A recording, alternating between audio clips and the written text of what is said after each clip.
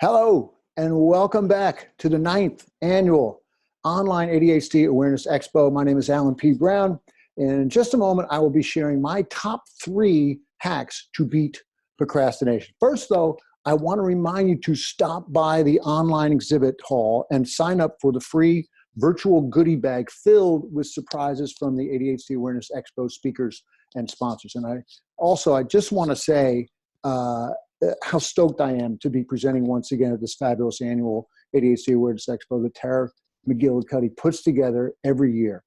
So who am I anyway? I'm an entrepreneur, ADHD productivity coach, and host of Crusher TV at crushertv.com. And I'm also the creator of the award-winning ADD Crusher video and audio program, which has helped thousands of ADHD teens and adults to crush their ADHD and live to their potential. You can learn more at addcrusher.com. Now, I'm dying to talk about procrastination and how to crush it. But there's one more thing before we get going, and that's a quote from my old friend, Bruce Lee. He says, "Knowing is not enough. We must apply.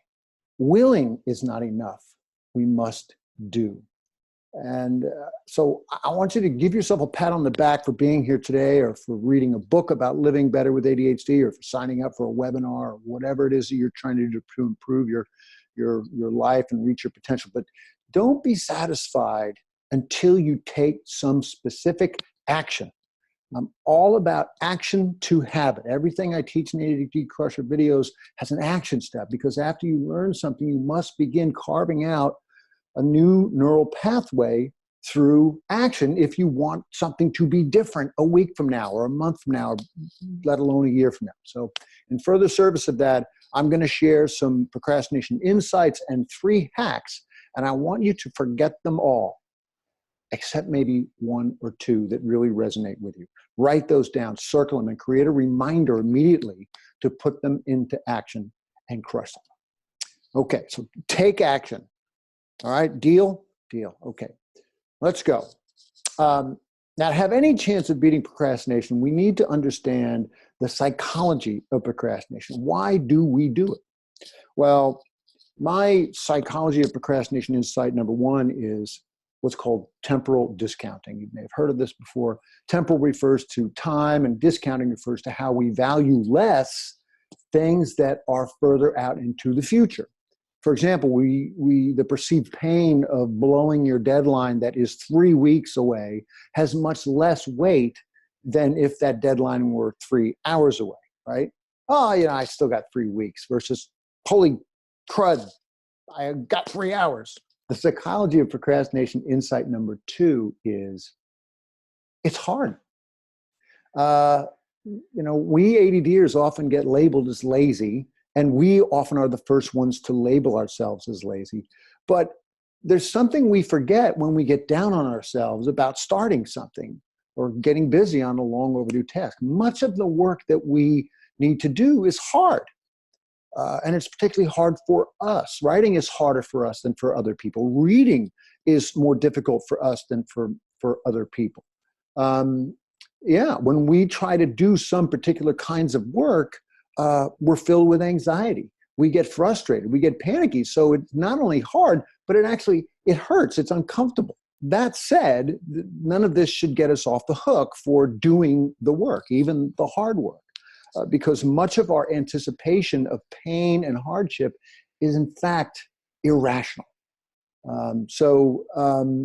The psychology of procrastination insight number 3 is what I call irrational avoidance. That sense of dread in the face of many of our to-dos is a big reason why our long to-do lists stay so long. Of course, we avoid tasks that we dread, but most of the time the avoidance is irrational. It's not like someone's going to punch us in the face if we just go and start on that task. Other irrational fears might be a confrontation with someone we need to ask help of to get something done. We have irrational fears about failure that keep us from starting things. There's also the irrational hope that if you wait long enough, some magic bullet solution will appear that makes the swift completion of the task easy, which is baloney. That never happens. And the last psychology of procrastination insight is thinking that we have to finish it right now. You know, we look at something on our to-do list and we say to ourselves, oh man, I have to finish that thing. Well, there's a great book called The Now Habit by Dr. Neil Fiore. And in it, he says, never look at a big project and say, I have to finish that dang thing. I mean, just look at my body language. I have to finish that thing. Because the thought of having to finish is the surest way to invoke all the mental and physical chemistry that supports continued procrastination. Because, you know, the more painful or perceived to be painful a given task is, the more we will avoid it, right? As I said, a big reason for procrastination is that things are hard. And the notion of having to finish something is almost always even more painful or threatening. So, okay, so now that we have a better understanding of why we procrastinate, let's get to those procrastination crushing hacks. Now, I've got tons of them that I use all the time and share with my clients and my peeps. But here I'll share my top 3 favorites. Number 1 is ask. Ask the question, what is hard? When you're stuck and you can't get motivated to start on something, just ask yourself, what is hard about this? Not knowing where to start it up again, trouble scheduling a time to work on it, a component you need someone else's help with. By just dimensionalizing that, what is it that is hard? If you stop and just think about, well, what is it that's hard? Why am I not starting this? You start to break down the barriers to action. It's so simple and so powerful, yet we rarely ask this question of ourselves. Ask it next time you're stuck. What is hard about this? For procrastination hack number 2, think back to Dr. Neil Fiore's wise advice, which is, not to worry about finishing and instead just setting a time to start. Just think more about starting is the way he approaches it. This is itself a great procrastination hack, but it's not always easy to just start when there's a powerful sense of overwhelm and dread, or when we're reluctant to begin because we know we'll just get bogged down soon after starting, or when we just don't know where to start. The solution is this: simply give yourself permission to fail. That's right. Not only give yourself permission just to start and not worry about finishing it, but give yourself permission to completely fail. Drop all expectations of any success, let alone finishing.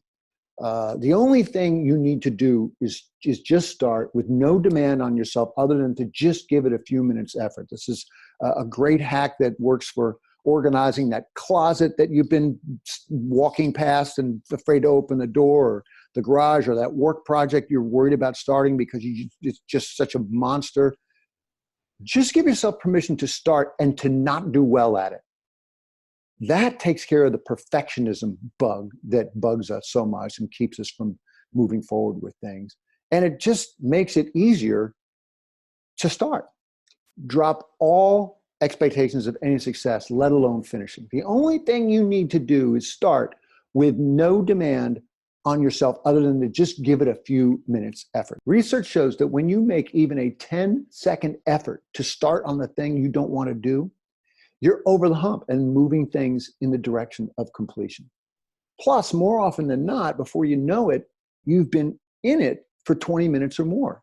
And guess what? Once you're in it, you have a way better chance of seeing how to get it done. It's a great quote from Dr. Martin Luther King, who said, you don't have to see the whole staircase. Just take the first step. And when you just take that first step, you can actually see more of this. Oh, now I see more steps. Now I see how this might get done. Did I just go way out of frame on that? Yes, because I'm looking way up the staircase because I've gone up a couple of steps. That's the benefit that accrues to you when you just start and don't worry about finishing, and don't even worry about being successful at the work that you're about to do. Just get in there and start and be okay with failing. Now, let's say for some reason you still have a tough time with just starting, and maybe you've even figured out what's hard about the thing that you're procrastinating on, but you just can't get going with it. Or when you do, you just get so, let me just check my phone here, and I'm going to check the news headlines in my Facebook and my Instagram real quick, but then I'm really going to start, right? This is often the case with big, super complex tasks and major projects. Now, there's a hack for those too. And when you really, really need to stop procrastinating on a big thing and really need to be productive and focused, it's time to call in this major hack. Here's how I recently used it. I recently flew to Las Vegas for 3 days, not to gamble or to party, but because there were a number of important projects I'd been putting off a bit or just hadn't had time to focus on. So I did what J.K. Rowling did when she couldn't muster the focus to write the final book in the Harry Potter series. This was the toughest book in that series because it had to bring together all these characters and plot lines, et cetera, et cetera. So what she did when she realized she couldn't focus at home and couldn't get going on it is that she checked into a posh hotel in Edinburgh, Scotland for 2 weeks and banged it out. This hack is called the grand gesture. Making a radical change to your environment coupled with some investment, either money or effort, or could be both, to force yourself into a more productive and focused state. Now, before you yell at me about not being able to zoom off to Scotland or Vegas, let me first answer this question, which most folks ask me, which is, well, how does the grand gesture make you more productive and focused? How does it help me stop procrastinating? Well, the radical change in the environment is part of the magic. And I talk a lot about the restorative power of venue change. This is a simple productivity hack where you just switch work locations every hour or two, even if it's just from one chair to another, or one desk to another, or one room to another, better yet, one building to another. When you combine that change of environment with an appreciable investment, and it could be money, but effort works just as well, like going across the street or getting in your car and going somewhere new, you create an invisible contract with yourself to do the work you set out to do there. And you are therefore much less vulnerable to distractions and busy work and pseudo productivity and all this futzing around on YouTube, et cetera. So whether you can get away for a few days or just a few hours, making a grand gesture can get you away from what's been called the tyranny of the urgent. Now, the Vegas trip didn't cost me much. I'm in San Diego, $80 flight, $36 a night at a posh casino in a big suite because in the summertime the rates are really low. But most importantly, you don't have to go very far at all to get the benefits of the grand gesture. For instance, consider working in a conference room, preferably one with glass walls so people can see you working in there. That's the body double effect that will keep you more disciplined. Working at a coffee shop, ideally not the same one you always go to. Try a different one. Working in a park or in the backyard or on the roof, literally, if possible. The stranger the place, the more focused you will be and the more likely you will be to get to work on that thing you've been procrastinating on. Now, as my Crusher TV members all know, I do a mini grand gesture several times a week by getting in my truck and driving to the ocean or to a park or even to a parking lot and working from the passenger seat for several hours. That's my little mini grand gesture. There's all these things, whether going to a park, going to a different coffee shop, or getting in your car, are all enough to be considered grand and to provide some productive and focused work sessions, and importantly, to get you out of the procrastination rut. Now, I want to wrap this up with a reassuring quote from Eliezer Yudkowsky, who's a writer and prominent artificial intelligence researcher. He says, on a moment-to-moment basis, being in the middle of doing the work is usually less painful than being in the middle of procrastinating. It goes back to one of those insights, right? That we have these irrational fears. Think about this. Being in the middle of the work is usually less painful than being in the middle of the procrastinating. All right. Think about how much pain procrastination is causing you right now. You do not need to put up with this pain. Use one or two of these hacks tonight or tomorrow, as we discussed, right? Take action. Thank you for taking the time to watch my presentation. You can find me at crushertv.com. And remember to stop by the online exhibit hall and to sign up for the free virtual goodie bag if you have not done so yet.